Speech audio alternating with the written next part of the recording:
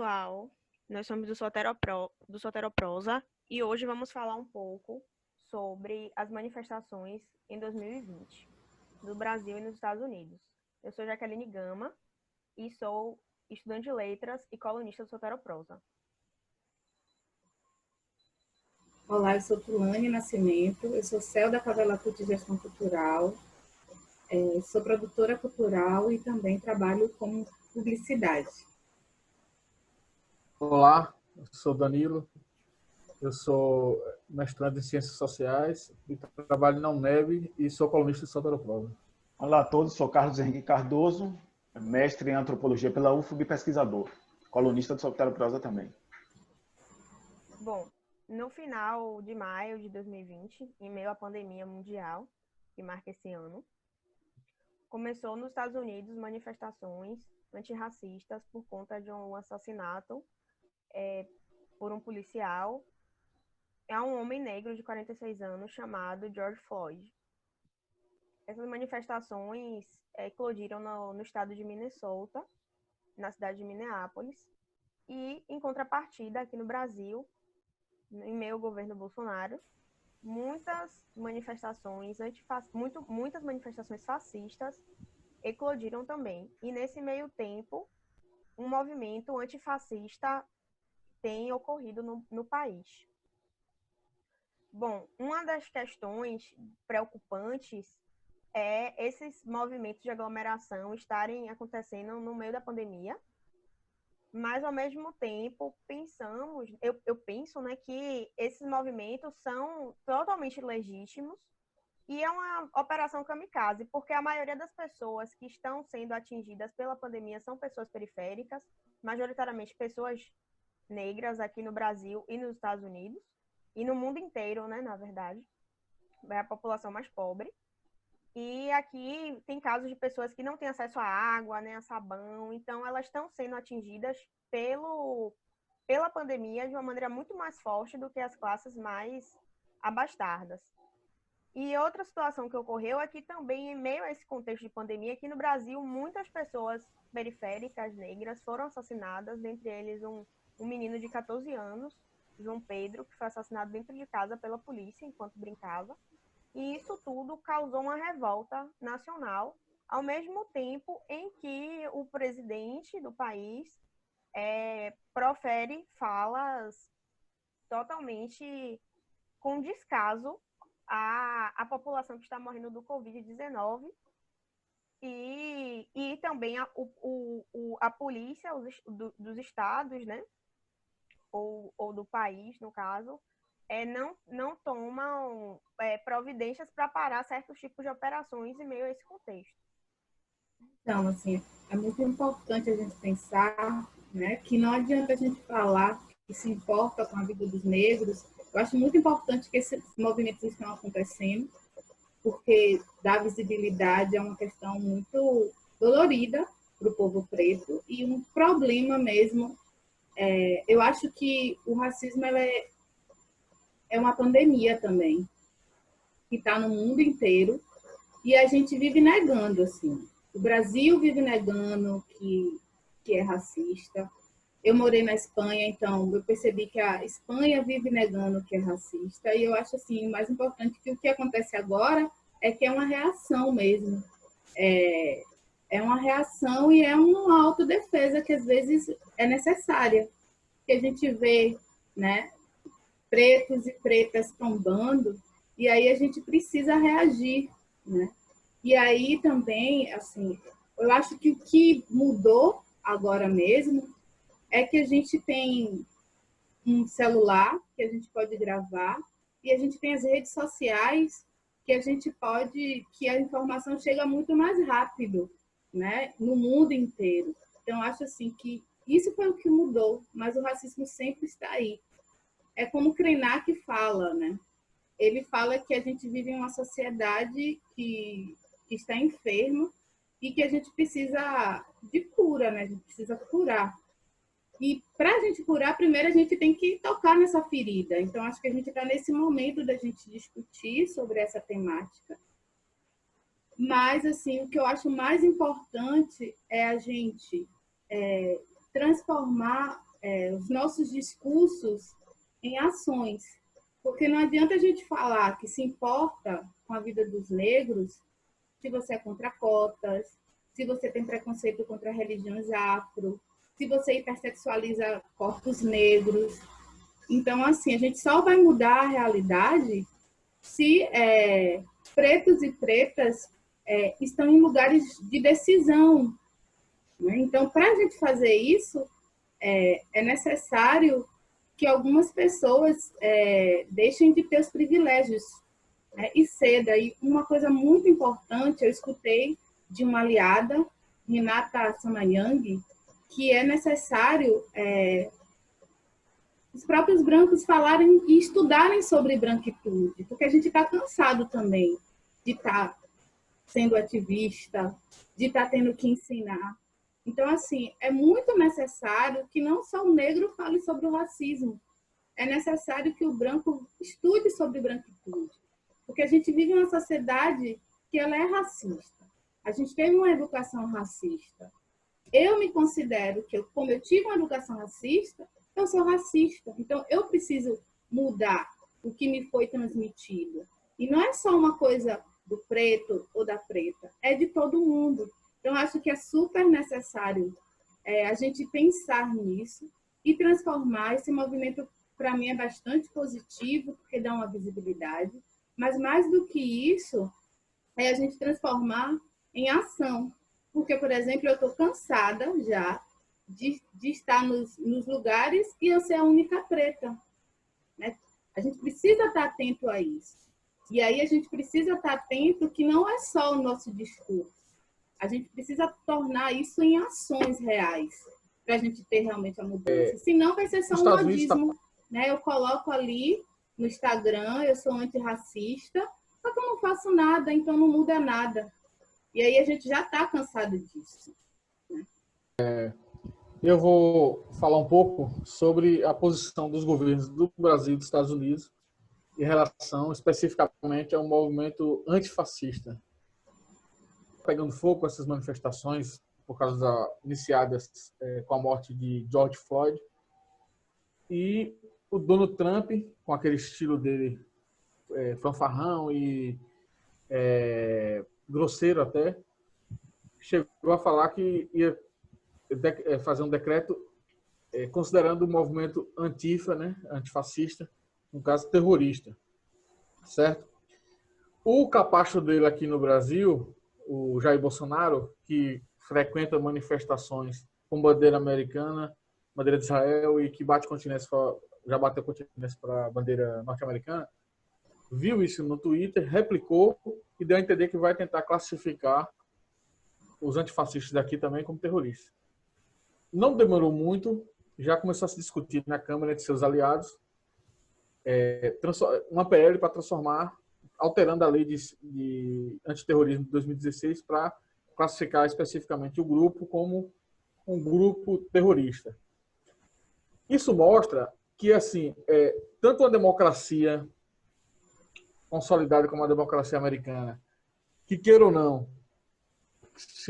que se goste ou não, é uma democracia onde as instituições funcionam, somente o judiciário, e em muitos casos, embora o lado do racismo seja o lado mais obscuro dessa democracia, porque ao mesmo tempo que você como uma pessoa negra da periferia pobre, pode entrar com ação na justiça lá, ganhar, inclusive contra uma grande multinacional, uma grande corporação.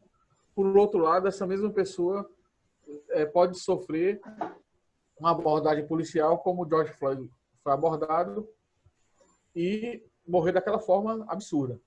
Então, assim, é um país que tem suas instituições fortes, ou seja, o presidente lá pode muito menos do que o daqui, mas que tem essas falhas. E essas falhas terríveis ficaram escancaradas agora, porque, assim, não há que se falar em uma democracia plena nos Estados Unidos enquanto essa questão racial não for sanada de uma vez por todas. Essa explosão que está havendo no momento do antifascismo e do antirracismo, os grupos estão o antifascismo, basicamente, ele foca nessas ações autoritárias do governo, né? Na escalada autoritária, porque Trump, apesar das instituições fortes lá, ele demonstra várias tendências autoritárias também. Ele demonstra tendência a várias atitudes autoritárias, no caso. E a morte desse rapaz, desse homem de 46 anos, de uma forma absurda, pela polícia, escancarou a maior ferida dos Estados Unidos, que é a questão racial, que é a questão do ódio aos negros e o ódio aos latino-americanos. E o que eu achei interessante é que Barack Obama deu uma declaração hoje dizendo que é o seguinte, que ao contrário dos anos 60, nessa manifestação você vê muita gente de outras etnias participando. Nos anos 60 ele disse que era novinho, a maioria dos participantes eram negros. Então ele quer dizer o seguinte, isso demonstra que parte da população branca e de outras etnias já estão atentas à necessidade de mudar essa estrutura de racismo nos Estados Unidos. No Brasil, eu acho que a gente está caminhando de um modo meio... Eu acho que aqui a ascensão na sociedade, a ascensão do autoritarismo e o escancaramento do racismo está em sentido oposto aos Estados Unidos. Se lá eles estão tomando essa consciência, aqui, infelizmente, um cara como Bolsonaro e seu grupo mostra o contrário, que a consciência está sendo deixada de lado. Então, bom, diante disso tudo aí que vocês já falaram, né, sobre essa questão das manifestações, do governo, do racismo, eu queria falar do papel da polícia nisso tudo, né? Nos Estados Unidos, como já foi falado, né, está ocorrendo essa manifestação toda, né, esse quebra-quebra e tal, muitas cidades em estado de emergência em razão daquele assassinato covarde do George Floyd por um policial, né? E o que acontece? A sociedade branca, ela já tem na cabeça que a polícia atende a ela. Não sei se você sabe, no mesmo dia, o dia anterior do assassinato de George Floyd, aconteceu um episódio no Central Park, em Nova York. Uma mulher branca estava passeando com um cachorro no Central Park e tinha um rapaz negro observando pássaros lá. E o cachorro deveria estar com a focinheira. O que aconteceu? Tinha um aviso lá falando que o cachorro tinha que andar com a focinheira naquele local. Esse rapaz negro, que estava observando pássaros, chamou a atenção da mulher que o cachorro deveria estar com focinheira. A mulher não gostou, e aí começou uma discussão. O que acontece? A mulher ligou para a polícia e falou, eu vou ligar para a polícia agora para dizer que eu estou sendo atacada por um rapaz negro. Aí o que acontece? A polícia foi, só que aconteceu o seguinte, a polícia prendeu a mulher e ainda confiscou o cachorro. Ou seja, o que se tira disso? Que a sociedade branca, ela tem quando há um embate com o negro, ela já vê a polícia como uma entidade, uma instituição que vai atender a ela e vai prender ou vai colocar o negro no lugar dele, né? Então, muitas vezes, a gente tem que mudar assim nossa cabeça, mas esse tipo de pensamento vem muito pela ação da polícia. As pessoas brancas acham que a polícia vai atender elas. E a polícia acaba fazendo esse papel. Entendeu? Então, essa questão toda que está acontecendo das manifestações raciais nos Estados Unidos é justamente por isso. Quer dizer, um policial branco matando negro não é a primeira vez, né? Já houve o caso de Rodney King, nos anos 90, também, que foi um caminhoneiro negro que foi espancado. E outras leis racistas nos Estados Unidos há décadas que acontece lá. Então, esse quebra-quebra não vai obter resultado se a polícia não mudar o jeito dela, né? Eu acho que, basicamente, a polícia tem que mudar o jeito dela. Aqui no Brasil, o que é que a gente acompanhou no último domingo, né? Torcidas organizadas saindo no meio de uma pandemia, né?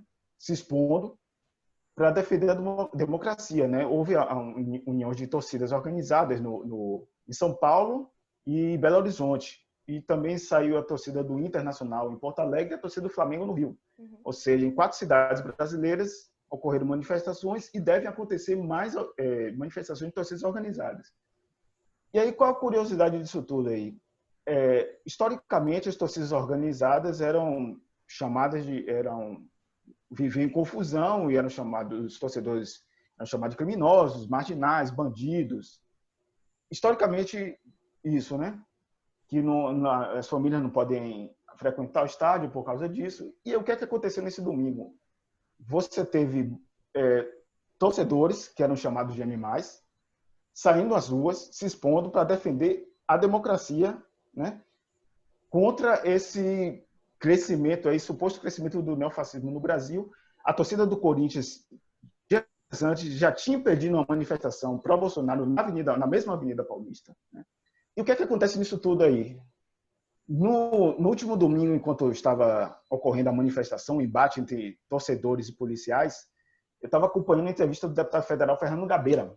E o que é que ele falou durante a entrevista? Ele falou o seguinte: com o crescimento dessas manifestações ocorrendo, o que é que os governadores do estado devem fazer? Conversar com as cúpulas da polícia.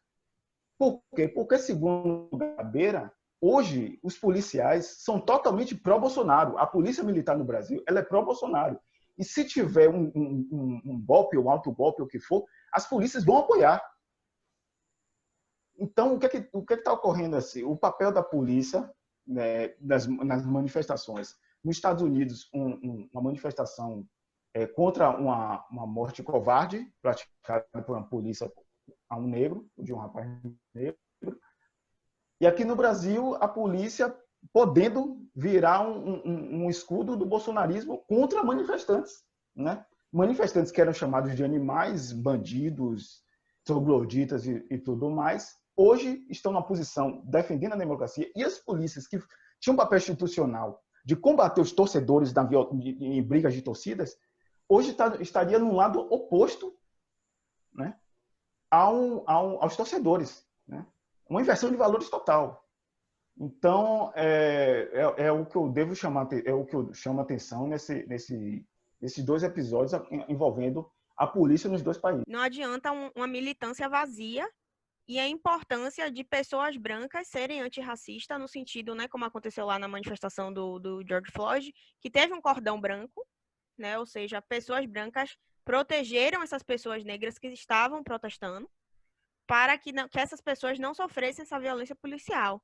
Então, assim, é o tempo todo os corpos em ação.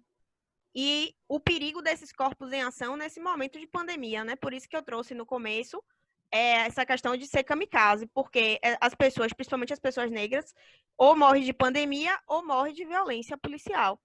Então, e colocar esse corpo em ação é tentar também provocar uma revolução nesse sistema. Dito que é necessário, sim, esse corpo em ação, mas, ao mesmo tempo, por estarmos em um momento perigoso, a gente tem que pensar em outras maneiras de militância, e em outras maneiras de militância que também não sejam vazias, não sejam só para criar likes, né?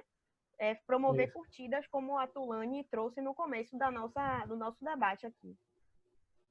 Só vou colocar uma questão. A prova que a sociedade americana ela está mais atenta a essas questões e ela está num processo inverso ao nosso.